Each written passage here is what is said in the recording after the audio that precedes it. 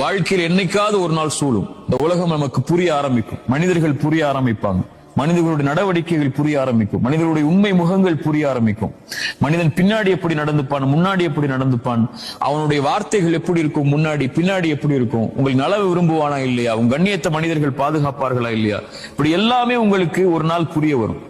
இப்ப எல்லாமே கைவிடப்பட்டுட்டோங்கிற நிலைமைக்கு நீங்க யோசிக்க ஆரம்பிப்பீங்க. இப்படித்தான் இந்த வாழ்க்கை இருக்குமா, எதுக்கு இந்த வாழ்க்கை, எதுக்கு இந்த மனிதர்களுக்காக, இந்த மனிதர்களோட நான் வாழணுங்கிற ஒரு எண்ணம் கூட உங்களுக்கு ஏற்படும். அப்ப இந்த குர்ஆனுடைய வசனம் உங்களுடைய உள்ளங்கள்ல வரணும். வஹுவ மஅக்கும் ஐனமா குன்தும்.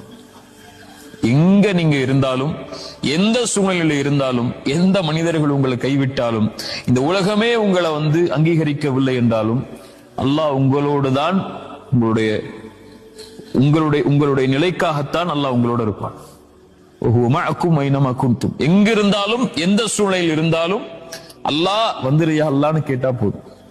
அல்லாஹ் நான் இயலாதவன், என்னிடத்துல வந்துரு, உன்னிடத்துல வர ஆசைப்படுறேன் அப்படின்னு நீங்க சொல்லிட்டா போதும். என்னை தனிமையில் நினைவு கூர்ந்தால் அவர்களை நானும் தனிமையில் நினைவு கூறுகிறேன். அவ்வளவுதான். ரப்பே நான் உன்னை அழைக்கிறையா அல்லா, உன்னிடத்துல வர்றையா அல்லான்னு சொல்லிட்டா போதும்.